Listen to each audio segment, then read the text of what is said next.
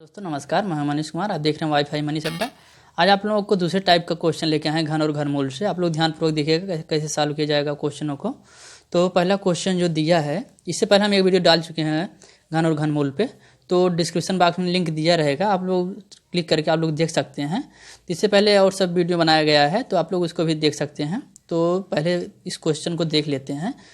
तो दिया क्या है, यदि एक पेटी में 15,625 सेब रखे गए हों तो ज्ञात कीजिए कि प्रत्येक पंक्ति में कितने सेब रखे गए हैं। तो हमें ज्ञात क्या करना है, कितने सेब प्रत्येक पंक्ति में रखे गए हैं।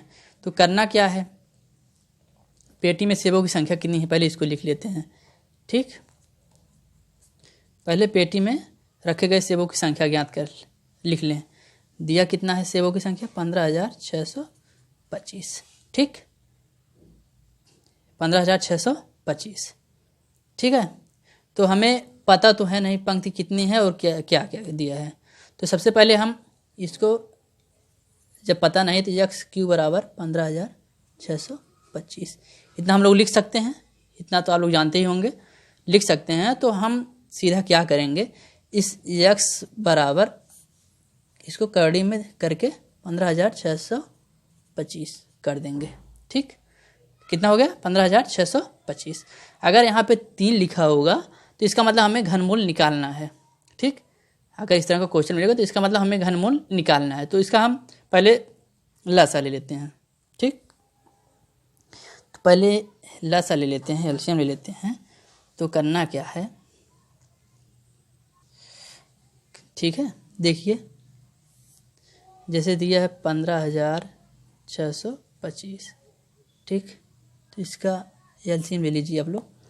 तो देखिए कितने से डिवाइड होगा, 5 से डिवाइड करते हैं। 3 से तो डिवाइड होगा नहीं, 5 से डिवाइड करते हैं। 5 तिहाई 15। ठीक, 5 तिहाई 15। यहाँ पे बचा है, कुछ नहीं बचा है। फिर 5 1 के 5, फिर यहाँ पे बचा है 1, 5 दूना 10, 5 बचे 25। ठीक, फिर कितने से होगा, 5 से डिवाइड होगा। फिर देखिए 5 छक्के 30, यहाँ पे बचा 1, 5 दूना 10, यहाँ पे बचा 2, 5 बचे 25। फिर 5 से 5 1 के 5, 5 दूना 10, 5 बचे 25। फिर 5 से डिवाइड करिए, 5 दूना 10, 5 बचे 25, 5 बचे 25। फिर मिला क्या हमें, मिला जो है हमें 5 गुणे 5, 6 बार 5 मिला है।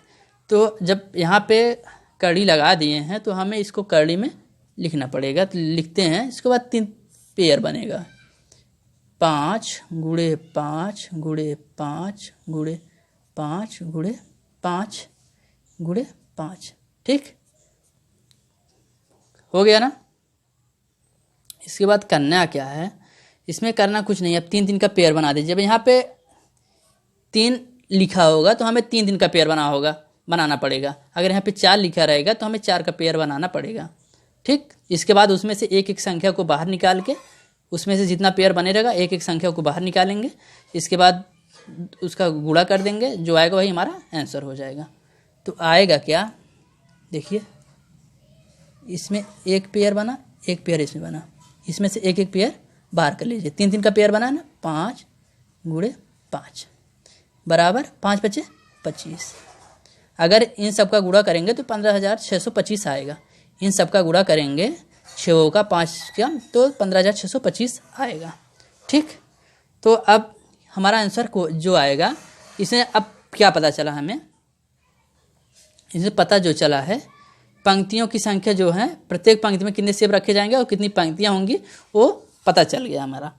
पंक्तियाँ कितनी हैं हमारी, पंक्ति में जो सेब रखे गए हैं,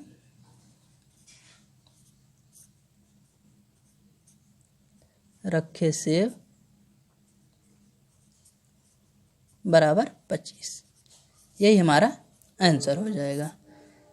ठीक है दोस्तों, अगर इस तरह का क्वेश्चन मिलेगा तो आप लोग इस तरह से सॉल्व करिएगा। अगर मान लीजिए एक चीज़ और, यहाँ पे यक्स क्यू कैसे आया, तो जैसे दिया रहता है पंक्ति हो गई एक यक्स बराबर पंक्ति हो गया और सेबों की संख्या यक्स मान लीजिए। फिर ठीक, तो उसमें से एक तह भी कहते हैं उसे, एक तह भी मान लीजिए ये दिया होता है ना, तो ऐसे इस ऐसे दिया रहेगा, एक छोरे हो गया, एक छोरे हो गया, एक छेरे हो गया, ठीक है। कितना होगा तो इसका गुणा करेंगे तो हमारा एक्स क्यूब आ जाएगा। तो यही बराबर इतना लिखे हैं, तो इस एक्स को यहीं पे रख दिए हैं, यहाँ पे अंडर रूट क्यूब कर दिए हैं, तो यही हमारा इस तरह से सॉल्व होगा। फिर दूसरा क्वेश्चन बता रहे हैं, जैसे दिया रहेगा आप लोगों को, जैसे क्वेश्चन दिया है अगर घन निकालना है 0.7 का, ठीक, घन ज्ञात कीजिए क्या है, ठीक। जैसे 0.7 का घन क्या है, तो अभी तो हमको इसको नहीं दिखाना है, इसको मान लीजिए कुछ नहीं है, तो हम इससे पहले वाले वीडियो में बताए हैं 7 का घन कितना होता है, 7 का घन बताए थे 7 सत्ते 49, 49 सत्ते, जैसे 0.7 गुणे 0.7 गुणे 0.7, ठीक। अगर इस तरह से रहेगा तो कुछ करना नहीं, इसका तीनों का गुणा करिए, इसके बाद दशमलव लगा दीजिए। ये कितने अंक बाद दशमलव, 1 2 3, 3 अंक बाद दशमलव लगा दीजिए। हमारा आएगा क्या, जो हमें मिलेगा वो मिलेगा क्या, तो 7 सत्ते 49, 49 गुणे 7। अभी इसको हम पॉइंट नहीं लगा रहे हैं, पॉइंट लगाएंगे कब, आप लोग गुणा करके देख लीजिए, पहले हम गुणा करके बता रहे हैं। 49 गुणे 7, 7 9 63, 63 के 3 हासिल 4, 7 चौक 28 4, 7 9 63, 63 के 3 हासिल लागे 6, यहाँ पे गलती हो गया था, 7 9 63 3 हासिल लागे 6, 7 चौक 28 6 34, ठीक। तो 343 आ जाएगा, 300 कितना आएगा 343। अब हमें देखना क्या है, कितने अंक बाद दशमलव है, 1 2 3। तो हमें करना क्या होता है, जैसे जोड़ में रहता है तो उसी के नीचे दशमलव लगा देते हैं, और गुणे में क्या रहता है, जितने अंक बाद दशमलव रहता है उसी उतना अंक लेके हम दशमलव लगाते हैं।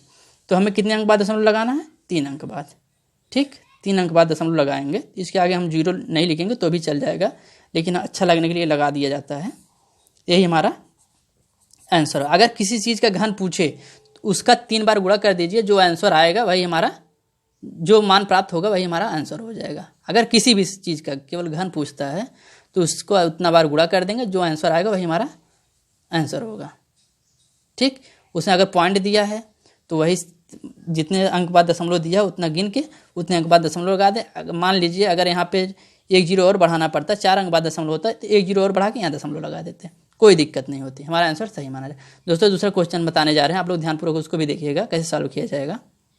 जैसे दोस्तों दिया है, क्वेश्चन क्या दिया है, एक धातु की ठोस आयताकार सिल्ली की माप 8 सेंटीमीटर गुणे 5 सेंटीमीटर गुणे 1.6 सेंटीमीटर है, इसको पिघलाकर एक दूसरी ठोस घनाकार सिल्ली बनाई जाती है, बताइए कि इस नई सिल्ली की भुजा की माप कितनी होगी।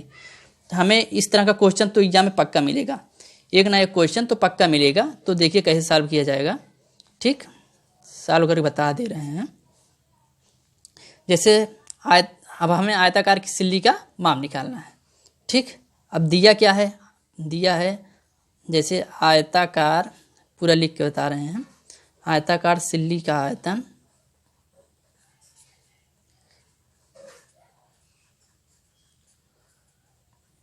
आयतन बराबर क्या होगा, लंबाई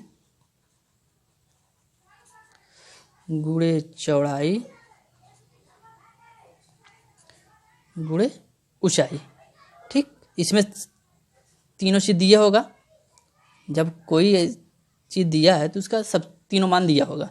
तो मान हमें पता है कितना है, 8 सेंटीमीटर, 5 सेंटीमीटर और 1.6 सेंटीमीटर। अब इस पे इसी में मान रख दीजिए, 8 हो गया, लंबाई 8 हो गया, फिर एक चौड़ाई 5 सेंटीमीटर हो गया, गुणे ऊंचाई कितना है 1.6 सेंटीमीटर, ठीक,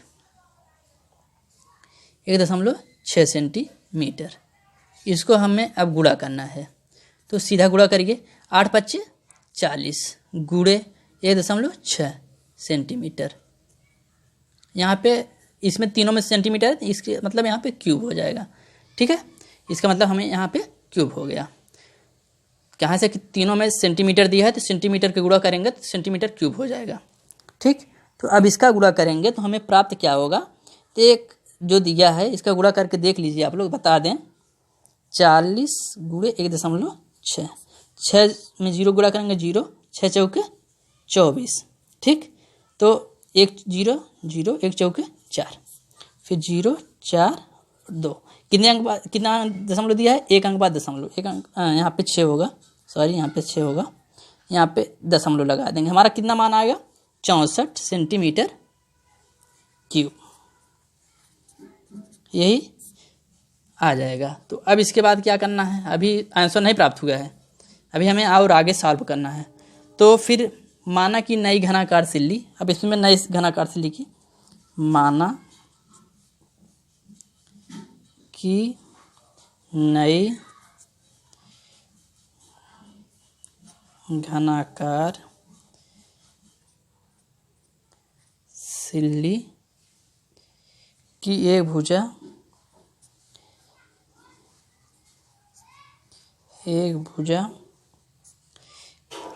की लंबाई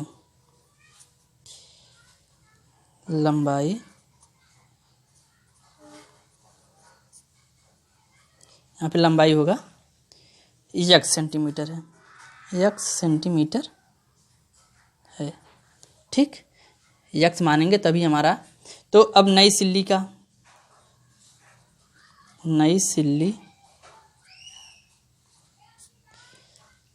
आयतन